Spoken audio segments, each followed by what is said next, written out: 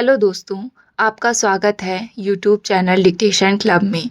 आज का डिक्टेशन रामधारी गुप्ता खंड 2 से होने वाला है, जो कि 100 शब्द प्रति मिनट की गति से होगा।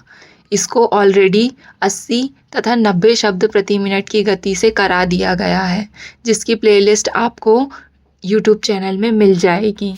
इसके अलावा आपको पीडीएफ चाहिए तो आप नीचे डिस्क्रिप्शन बॉक्स से टेलीग्राम चैनल ज्वाइन कर सकते हैं। वहां आपको नए नए डिक्टेशन की लिंक और पीडीएफ मिल जाया करेगी। इसके अलावा आपको रामधारी गुप्ता खंड 1 न्यूज़पेपर डिक्टेशन, आनंद मासिक पत्रिका के विभिन्न अंक के डिक्टेशन की प्लेलिस्ट की लिंक भी नीचे डिस्क्रिप्शन बॉक्स में मिल जाएगी। और अगर आपको हमारा यह प्रयास अच्छा लगता है तो हमारे चैनल को सब्सक्राइब कर लें, ताकि भविष्य में आने वाले डिक्टेशंस आपको मिलते रहें। और वीडियो को लाइक करना ना भूलें। तो ज़्यादा समय ना लेते हुए डिक्टेशन स्टार्ट करते हैं 5 सेकंड के बाद।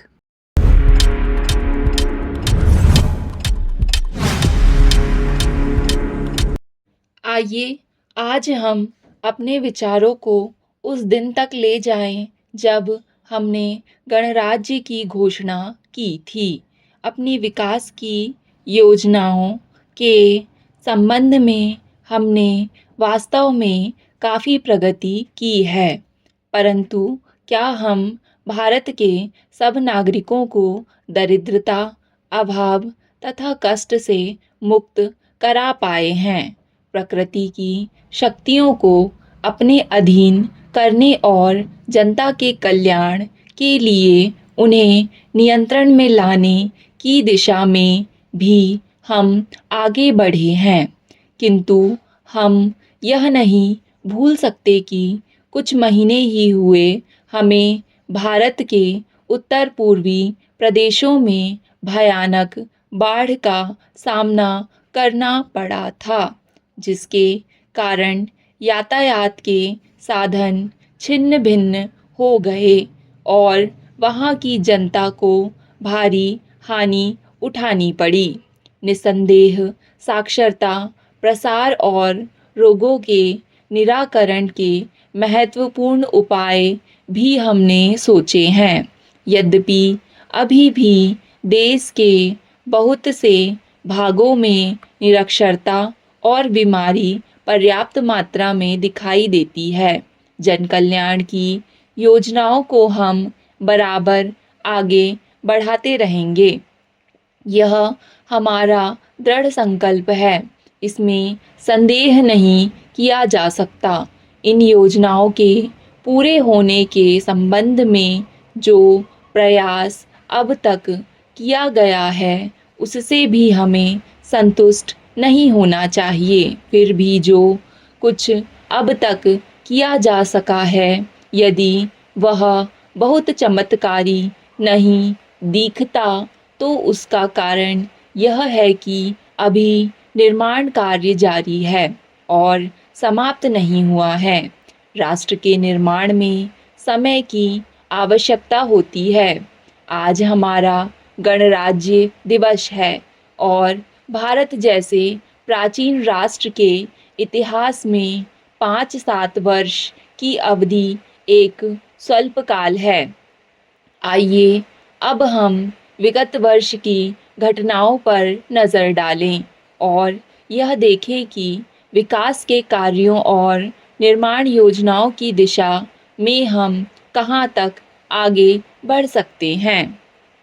यदि मुझसे कहा जाए कि बीते वर्ष की घटनाओं का वर्णन मैं एक वाक्य में करूं, तो मैं कहना चाहूँगा कि संविधान में दिए गए निर्देशों के अनुसार हमने समस्त राष्ट्र के साधनों को ऐसे ढंग से जुटाना आरंभ कर दिया है, जिससे यह स्पष्ट हो जाता है कि भारत में कल्याणकारी राज्य की स्थापना का श्री गणेश हो चुका है।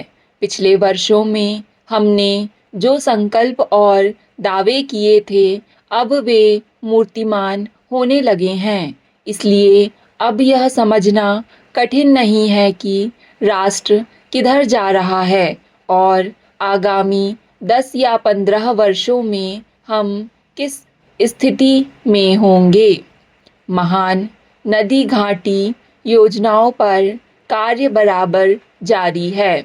इनमें से एक योजना भाखड़ा नंगल योजना से बहुमूल्य पानी और बिजली पंजाब, पेप्सू और राजस्थान के भागों को मिलने भी लग गई है। दामोदर घाटी योजना से कुछ समय हुआ बिजली प्राप्त होने लगी थी और हीराकुंड, चंबल तथा दूसरी महान योजनाओं की भांति यह योजना भी यथेष्ट रूप से आगे बढ़ रही है। भाखड़ा नंगल योजना का प्रथम चरण समाप्त होने से अब यह स्पष्ट है कि इन महान योजनाओं के द्वारा देश में कितने महत्वपूर्ण परिवर्तन हो जाएंगे। महोदय, कोसी नदी जिसे शोक और दुख का सूचक माना जाता है, इस वर्ष फिर अपने प्रकोप से महान हानि का कारण बनी। अब इस नदी पर काबू पाने और इसकी उपद्रवी लीला समाप्त करने के लिए भी योजना तैयार हो गई है। इस योजना की रूपरेखा अलग तैयार हो चुकी है और निर्माण का काम हाथ में लिया जा चुका है। आशा है इस योजना के निर्माण से बड़े पैमाने पर जनसाधारण को सेवाएं उपलब्ध होंगी। जब यह नया परीक्षण सफल होगा तो महान योजनाओं के निर्माण में और भारत की महान जनशक्ति के उपयोग के संबंध में हमारी जानकारी और अनुभव में महत्वपूर्ण वृद्धि होगी।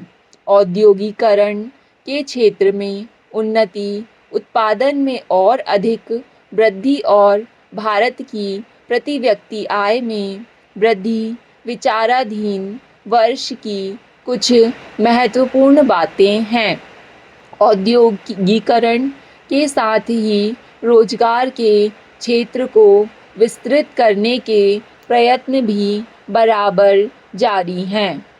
कुटीर उद्योगों और घरेलू धंधों को प्रोत्साहन देकर औद्योगिकरण और रोजगार में समुचित संतुलन स्थापित करने का प्रयास किया जा रहा है।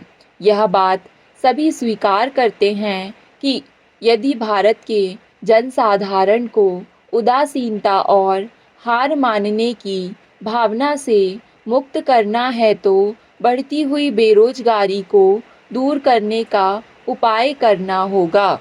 इस दिशा में घरेलू उद्योग धंधे बहुत से लोगों को आंशिक या पूर्ण उपयोगी काम देकर इस समस्या का बहुत कुछ समाधान कर सकते हैं। इसलिए पंचवर्षीय योजनाओं में पुराने घरेलू उद्योगों को पुनर्जीवित करने और चालू कुटीर उद्योगों को प्रोत्साहन देने की व्यवस्था की जा रही है। विदेशी मामलों के क्षेत्र में हमारी सफलता और भी अधिक है। हमारी नीति, जिसे मैं सक्रिय और उद्देश्य तटस्थता की नीति कहना चाहूँगा, वास्तविक व्यवहार में किसी भी देश अथवा यहाँ के लोगों को अपना शत्रु ना समझने की नीति है। इस नीति के फलस्वरूप हमें विश्व शांति के पक्ष की कुछ सेवा करने का अवसर मिला है। हम प्रसन्न और आभारी हैं कि संसार के राष्ट्रों में भारत का स्थान इतना ऊंचा है। इंडो चीन निरीक्षण और नियंत्रण अंतर्राष्ट्रीय आयोग की अध्यक्षता हमने स्वेच्छा से स्वीकार की है और हमारे नागरिक यथासाध्य उस देश में शांतिपूर्ण निर्वाचन संबंधी समस्याओं का सामना कर रहे हैं।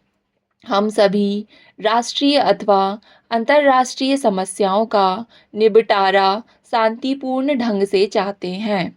मुझे बहुत प्रसन्नता है कि भारत में फ्रांसीसी बस्तियों की समस्या शांति और सद्भावना के वातावरण में सुलझ सकी है। शांतिपूर्ण प्रणाली की सफलता का वह एक महत्वपूर्ण उदाहरण है। दुर्भाग्य से भारत में पुर्तगाली बस्तियों की ऐसी ही समस्या को सुलझाने की दिशा में प्रगति नहीं की जा सकी। मैं आशा करता हूँ कि पुर्तगाल इन बस्तियों में रहने वाले लोगों के स्वाधीनता के अधिकार को स्वीकार करेगा और फ्रांस और ब्रिटेन की सरकारों का अनुसरण करेगा।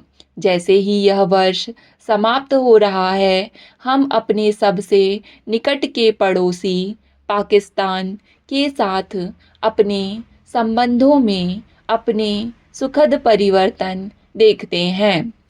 पाकिस्तान के लिए हमारे हृदय में सदैव से पूर्ण सद्भावना और शुभकामनाएं हैं। स्टॉप। कठिन शब्दों की आउटलाइन वाली PDF टेलीग्राम ग्रुप में मिल जाएगी। वीडियो को लाइक करना ना भूलें। धन्यवाद।